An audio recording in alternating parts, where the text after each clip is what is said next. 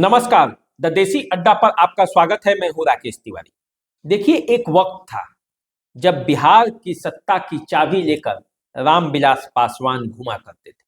रामविलास पासवान ने कहा भी था कि बिहार की सत्ता की चाबी हमारे पास है, और तब लोगों ने उनसे सत्ता की चाबी छीन ली थी। और वक्त ऐसा भी आया था कि रामविलास पासवान बिहार की राजनीति में एकदम किनारे पर खड़े थे।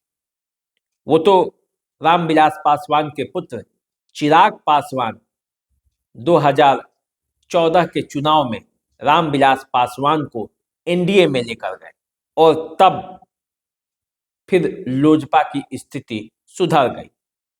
एक चाबी और कई बिहार के नेता मौजूदा समय में लेकर घूम रहे हैं। बिहार की राजनीति का जो चाबी है, जो सत्ता दिलाएगी, वो किसके पास है?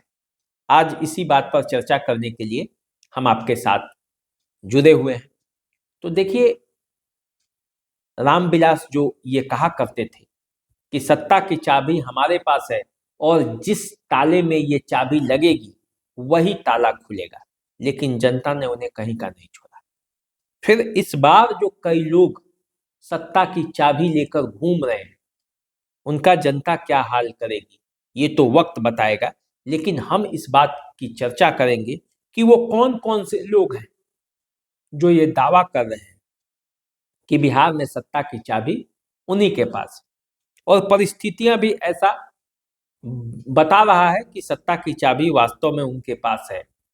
अब जनता ये तय करेगी, जब 25 का चुनाव होगा, वोटिंग होगा, तो वास्तव में सत्ता की चाबी उनके पास है भी या सिर्फ दाव में है। देखिए, यदि आप बात करें तो बिहार में दो दल हैं, दो गठबंधन हैं जो आपस में आमने सामने की टक्कर में रहते हैं। पहला गठबंधन एनडीए है, दूसरा है महागठबंधन। एनडीए में बीजेपी, चिराग पासवान की पार्टी जनता दल यूनाइटेड, जो फिर आपको जीतन राम मांझी, उपेंद्र कुशवाहा, ये सब दल है। दूसरे तरफ महागठबंधन में वामपंथी पार्टियां हैं, आरजेडी है, कांग्रेस है, उसके बाद मुकेश सहनी की पार्टी। अभी जो बिहार के राजनीति में तीसरा धारा जो सामने आया है, वो है प्रशांत किशोर का जनसुराज। सत्ता की असल चाबी प्रशांत किशोर के पास हो सकती है। जिस तरह से उपचुनाव में प्रशांत किशोर ने अपना असर दिखाया है, वो 2025 के चुनाव को लेकर एक नए तरह का उम्मीद और नए तरह का संभावना पैदा कर रही है।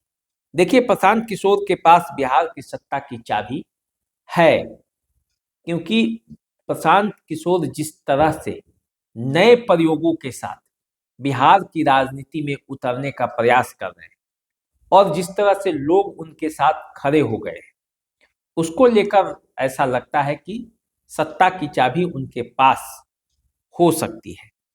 क्योंकि देखिए, पीके के साथ एक प्लस पॉइंट है कि चुनावी प्रबंधन और रणनीति में वो माहिर खिलाड़ी हैं। दूसरा, उन्होंने जिस तरह से लोगों के बीच पदयात्रा की और जिस तरह से लोगों को अपने साथ कनेक्ट किया है, उसको लेकर एक संभावना ये जुटती है। जिस तरह से उन्होंने अपने आप को राजनीति से दूर करके एक उत्प्रेरक के रूप में काम कर रहे हैं, अपने चुनाव नेताओं को, अपने कार्यकर्ताओं में जोश भर रहे हैं, और जिस तरह से उपचुनाव में उसका रिजल्ट भी सामने आया है, तो वो देखकर ऐसा लगता है कि प्रशांत किशोर वास्तव में एक की पॉइंट हो सकते हैं, क्योंकि वो अभी एनडीए को भी नुकसान पहुंचाएंगे और आरजेडी को भी नुकसान पहुंचाएंगे। और ऐसी परिस्थिति में यदि कुछ सीटें उनके पास आ जाती हैं, तो फिर चिराग पासवान, जो बिहार की राजनीति में नई संभावना देख रहे थे अपने लिए, उनके लिए एक मुसीबत का कारण बन सकता है। देखिए, पीके का तो अलग धारा पर चल रहे हैं, लेकिन एनडीए गठबंधन में कुछ ऐसे घटक दल हैं जो अपने आप को सत्ता की चाबी के रूप में कहते हैं, दावा करते हैं। एक तो उसमें रामविलास पासवान के पुत्र चिराग पासवान भी हैं।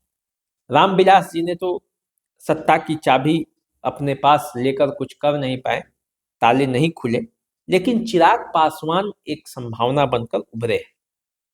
वो बिहार विधानसभा में यदि 25 के चुनाव में बेहतर करते हैं तो उन पर लोगों का विश्वास बढ़ेगा। वो बिहार की राजनीति में एक नया खेल कर सकते हैं। देखिए, विपक्ष के पास भी कई हथियार हैं और उसी में का एक दावेदार मुकेश सहनी है।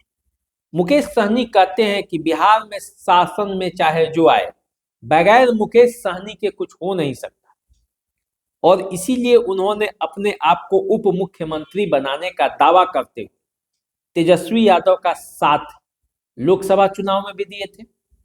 अब तक वो महागठबंधन में ही अपने को बताते हैं, लेकिन बीच बीच में ये भी खबर आती है कि मुकेश सहनी पाला भी बदल सकते हैं, क्योंकि मुकेश सहनी का संपर्क एनडीए के नेताओं से भी है और नीतीश कुमार का वो कई बार तारीफ भी करते हैं।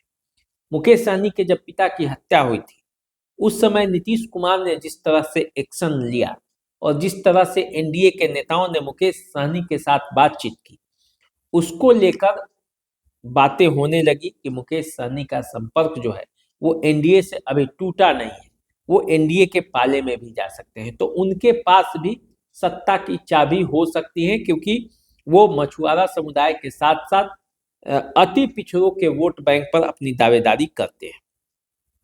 देखिए, उपेंद्र कुशवाहा और जीतन राम मांझी के साथ साथ पशुपति पारस का भी दावा है कि वो जहां रहेंगे सत्ता उधर की बन जाएगी।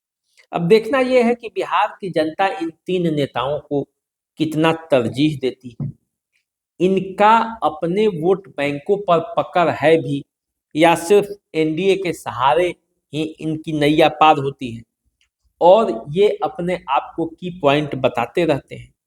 देखिए, स्थिति चाहे जो हो, बिहार की राजनीति में लड़ाई तो दो ही खेमों के बीच होनी है, एक एनडीए होगा और एक महागठबंधन। यदि थोड़ी बहुत ऊंच नीच होती है तो एक की पॉइंट बनेगा, सत्ता की चाबी किसी एक नेता के पास होगा तो उस चाबी से सत्ता का ताला खुल सकता है। लेकिन देखना यह है कि बिहार के जो लोग हैं वो एक बार फिर किसी एक गठबंधन को बहुमत देते हैं या फिर खिचड़ी सरकार बनेगी, ये अभी थोड़ी कहने में जल्दीबाजी होगी, लेकिन तैयारी चारों तरफ से चल रहा है। और 2025 के चुनाव को लेकर क्या पक्ष हो, क्या विपक्ष हो और क्या जो तीसरे धड़े के लोग हैं, जिसमें प्रशांत किशोर भी हैं, जो तीसरा खेमा बना रहे हैं, उनकी क्या परिस्थितियां बनेगी, ये आने वाले वक्त में पता चलेगा। और जब पता चलेगा तब जनता उन पर विचार भी करेगी कि आखिर वो जाए तो किसके साथ जाए। तो चलिए, थोड़ा सा समय देते हैं और हम भी समझते हैं कि आखिर जो बिहार की राजनीति की सत्ता की चाबी है तो किसके पास है। जनता भी समझेगी। आपका क्या विचार है, आप क्या कहते हैं, बिहार की सत्ता की चाबी वास्तव में किसके पास है, ये आप भी हमें कमेंट के माध्यम से बताएं। अभी दीजिए इजाजत, चैनल को सब्सक्राइब कर लीजिए। नमस्कार।